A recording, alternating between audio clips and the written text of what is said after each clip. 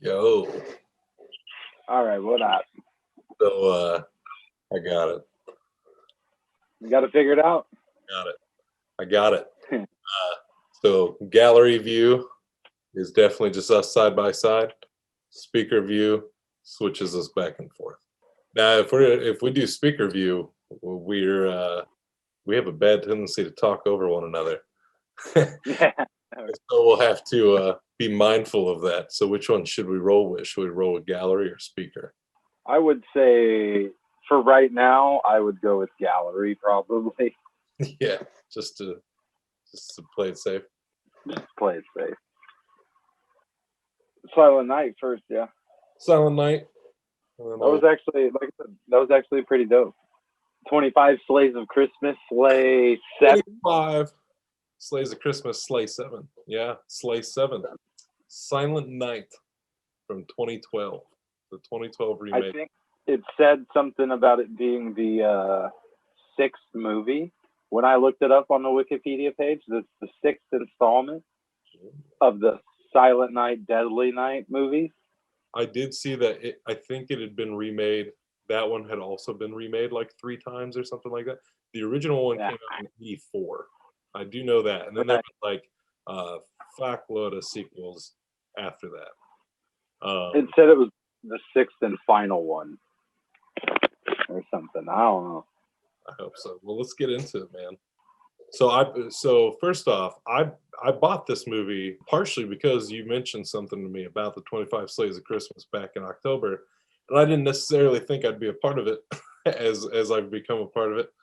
But all the family videos have been going out of sale or out of business and stuff.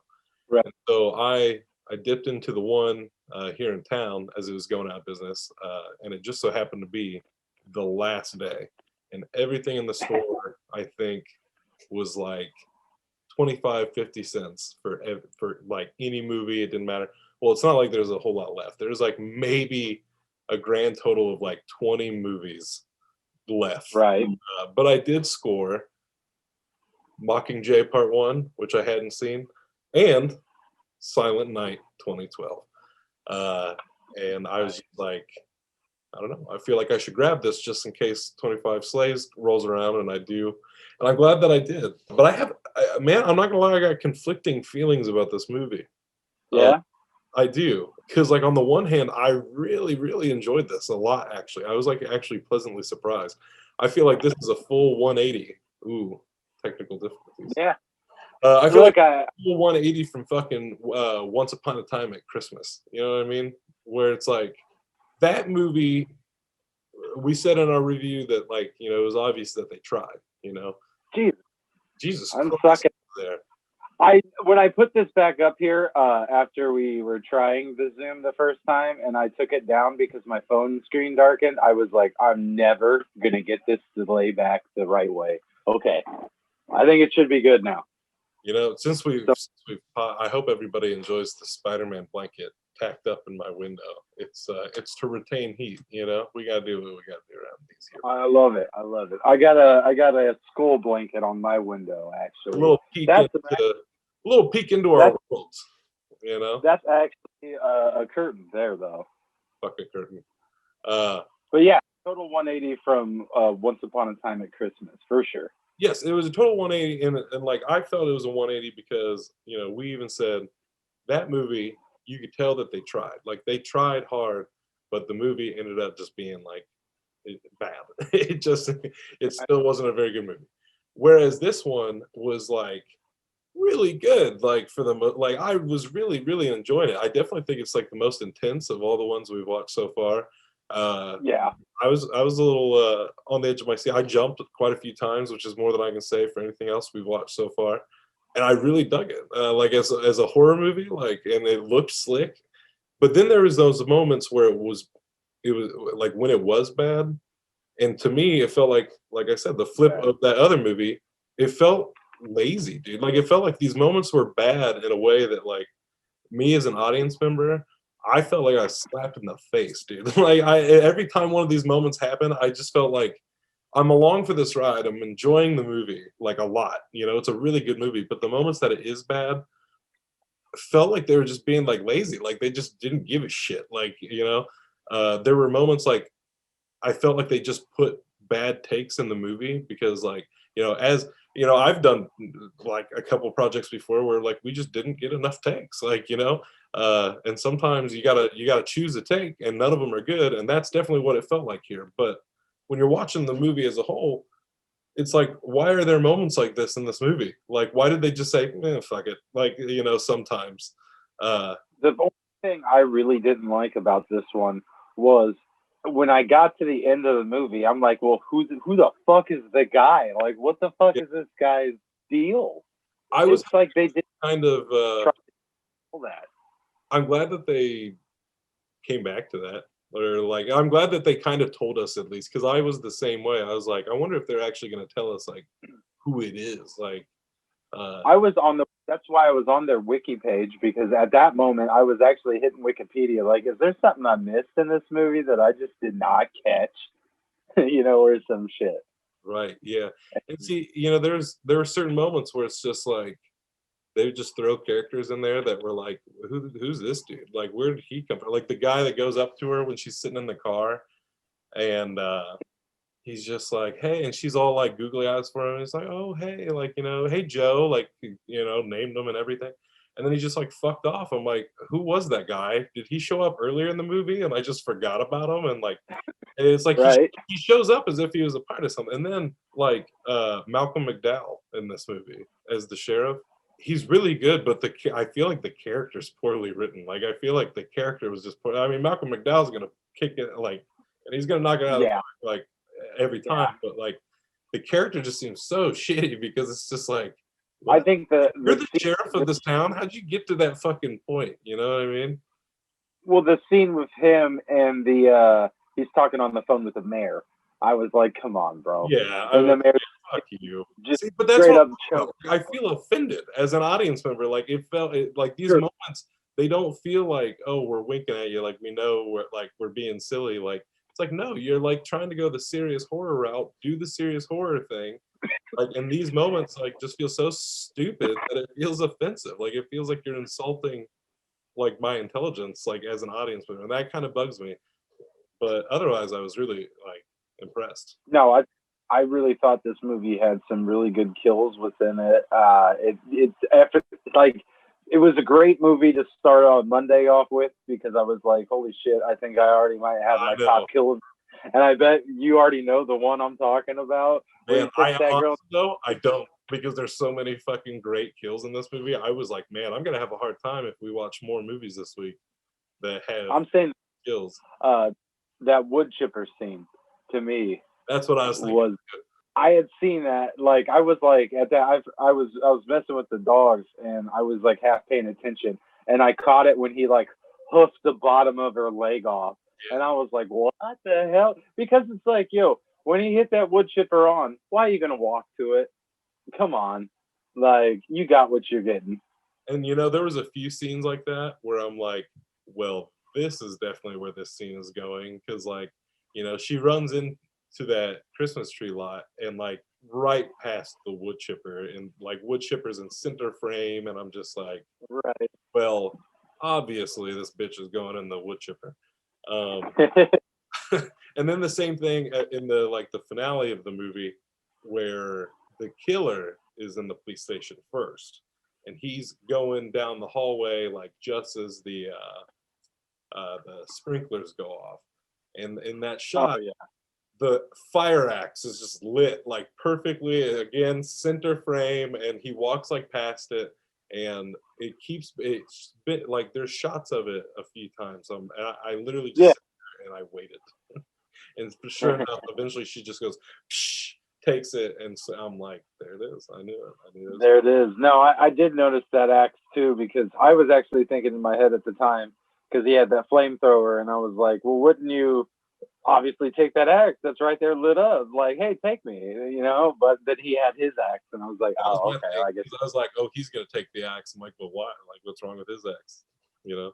Yeah, you ain't need to, but no, I thought it was good. The only thing like I said, I didn't really care for in the movie was that it was like it wasn't set up really good on the killer, man, or a motivation behind this guy. Like for most of the movie, I thought he was just I dug killing that, random. though. Like part of me, like that's why I dug the killer so much. Like because I had a little battle there for a little bit where I was like, I don't know if I want to know who he is. You know what I mean? Like I think I'd be cool with it being like, because right from the get go, when like that opening scene where the dude's all tied up with the Christmas lights and shit, and he's Yeah. like, wait a second, you're not the chick's husband who like I was fucking like, you're just some dude, and it's just like I was like, oh shit, like that. I was like, that's kind of crazy. And like everything after that, like all of his kills, I'm like, this guy's just a fucking psychopath. And I dug it. I dug it in like the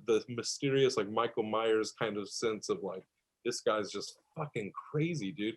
And then like as the movie went on, and I was like, oh, he's killing people who are naughty. But you know what? That again, those are moments that took me out of this movie so much. Like the very first one that happened, that I was like, what the fuck? Like it just took me completely out of it, was the little girl that he kills. It's like the second Yeah. part of the movie. And she just, that whole scene, the mom is just taking some like, she's about to take heart pills, and the girl comes out of an entirely different room, smacks the pills out of her mom's hands, and then the mom goes, those are my heart pills, I need those. And she's like, I don't give a fuck, take me to the mall. And I'm just like, what? And What? I feel like we're seeing a lot of this, and because there's a lot of this in Santa's Slay. It's like, are there not better ways to like show that people are naughty without them just being like not knowing how to Complete use dick. curse words? Like, and it's just like I just don't get it. It's so hammy. It's so like raunchy for no reason. Like, I'm no prude. Like, obviously, like I dug like this movie because it was so gory and so like it's been a while since I saw like a slasher flick that was this fucking like good, as far as like as a slasher flick. No, it was dope in that sense, and it took me a while to catch on to like, and I don't know if they was making it obvious or I just wasn't paying attention good enough that people was getting little gifts of coal before he kills them. Well, they That didn't show the coal till the very end, but I did catch on like at the very, very, very beginning of the movie when the mom was like, hey, this package was in the mail for you, like to the dad. I'm like, because it's from the killer. Like I knew that from the very first present that was like a thing. I didn't know what was in it. I didn't know that it'd be a lump of coal. I was actually surprised that the dad died. But then when they so, kind of reveal it at the end, I was like, okay, like that's why the dad died, because he killed dude's dad, who was the original like Santa killer dude. right, yeah. I mean, I didn't know. Yeah, yeah. No, I get that. Like, yeah, when it gets to the very, very end of that movie, and they final. They make you think they're not going to tell you, and then they're like, nah, he's this guy. Well, I mean, they show you that part within the movie. They just don't show you that there's like a little kid watching in the cop's name, right? They do it the last scene, unless you mean like earlier in the movie. They don't show you, because they do in that last scene. In the last scene, they show the kid watching from the car, and then they show the cop's name on the badge. Well, I mean that, but I mean like they show the scene of that guy. Yes. Yeah. And it's like I was like, okay, maybe it's this guy, and he's like, like you were saying, like a Michael Myers. He just came back to. 22. I still did when it first showed the guy, and he had the burns and stuff, and I was like, because it was actually the same actor, but he was the kid all grown up. Honestly, jumping back to the kills real quick, I knew like since we started our slays of the week, like the opening kill of this movie, because I really liked the opening, like because it was like the cheer, like right from like the opening credits where it's like the cheery holiday music, and then like the woman starts like screaming and stuff, and it like breaks into it. I'm like, oh, that, and he suits up as the Santa Claus and stuff, and that first kill with the lights, I was like, oh shit, I was like, slay of the week, maybe. And then it was one of those movies that continuously was like, it just kept building. It's like, no, maybe this is the slay of the week, maybe this is the slay of the week. Like he kept topping himself in terms of like his kills. But yeah, we'll when we revisit this at the end of the week, we'll have to see what stuck around. We'll have to see. Yeah, we'll have to see if it holds up.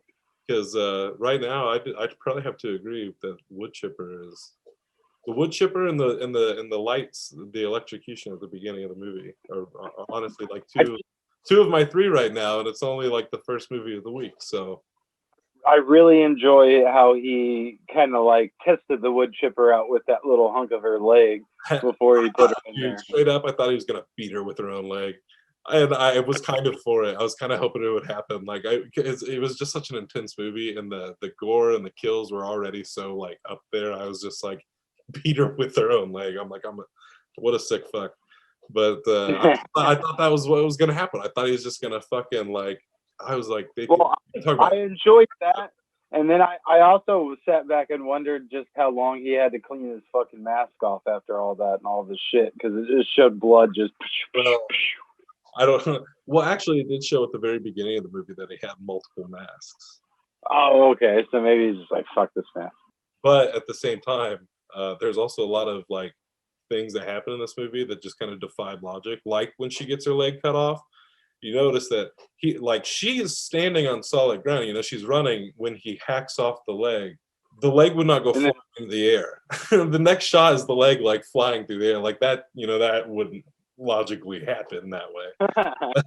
Well, that didn't make sense.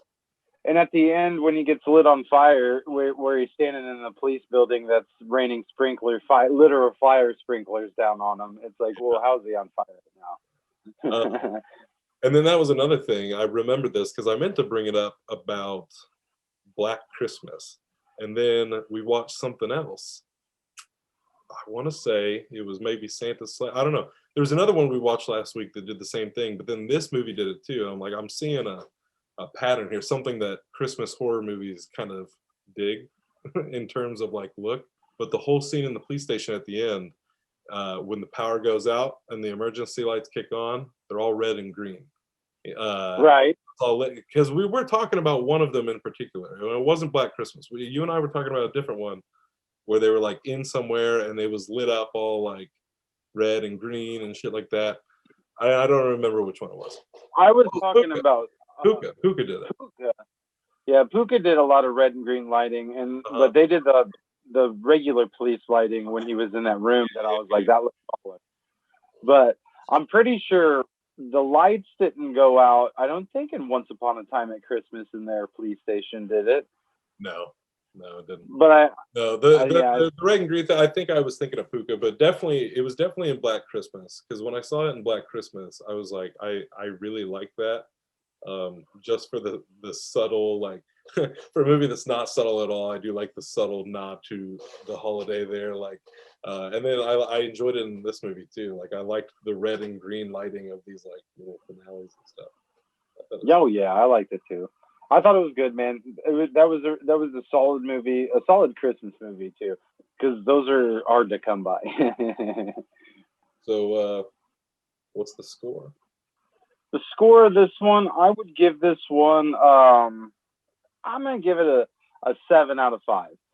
Or a 7 out of 10. 7 out of 5. Fucking exceeding expectations. 7 out of 10 because it was good. It was very enjoyable. The kills were very fun. But like I said, it's story-wise, you're like questioning a lot of things. And I feel like you didn't have to do that if it was just more in your face about like, this kid's coming back to get his revenge. Mm-hmm. Okay. Like I'd have been on board. And then it's like, it makes sense. Yeah. I feel like they should have trickled that in more of the movie and had like her dad had the Cole be the big reveal at the end.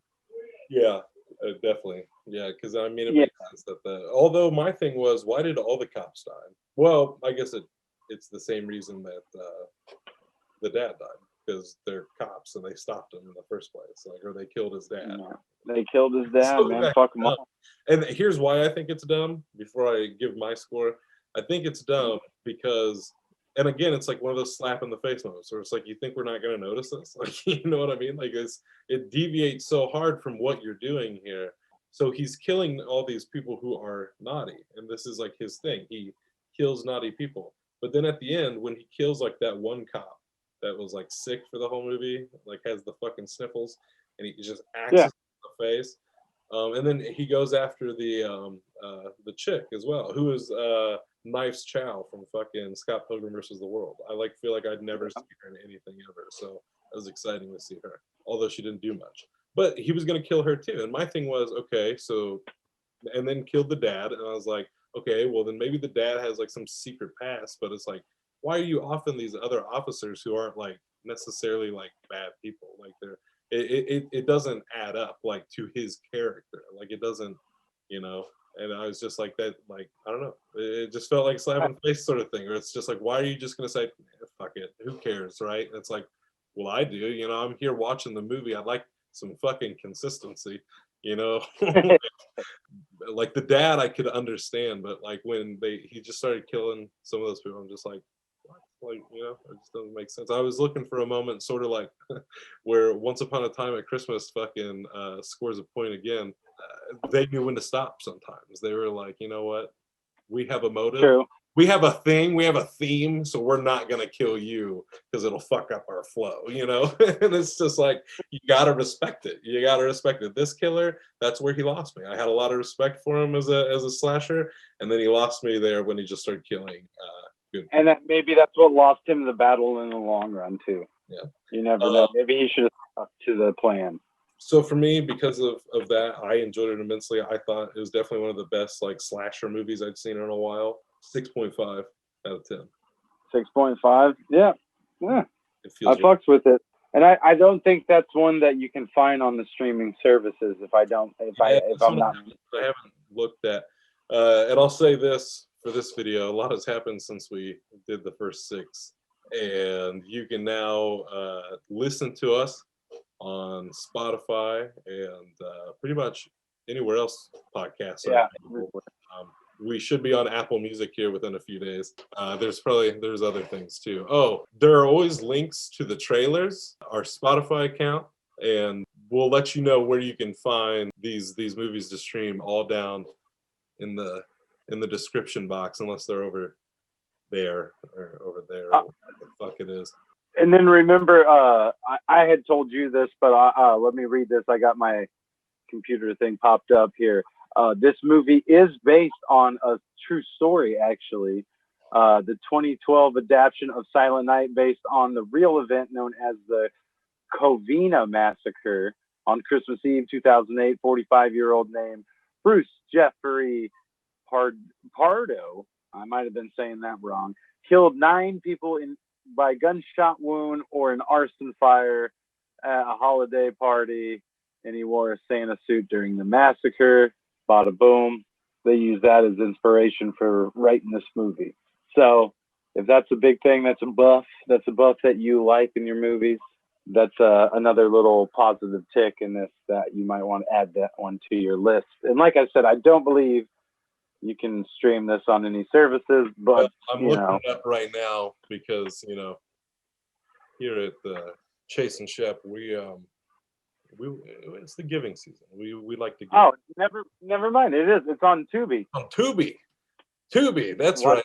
That's right. You think we're gonna stop at telling you Hulu or Netflix or Prime? No, we're gonna dig deep. We're gonna find you the freest shit you can watch. Go to Tubi. It's free on Tubi. Free.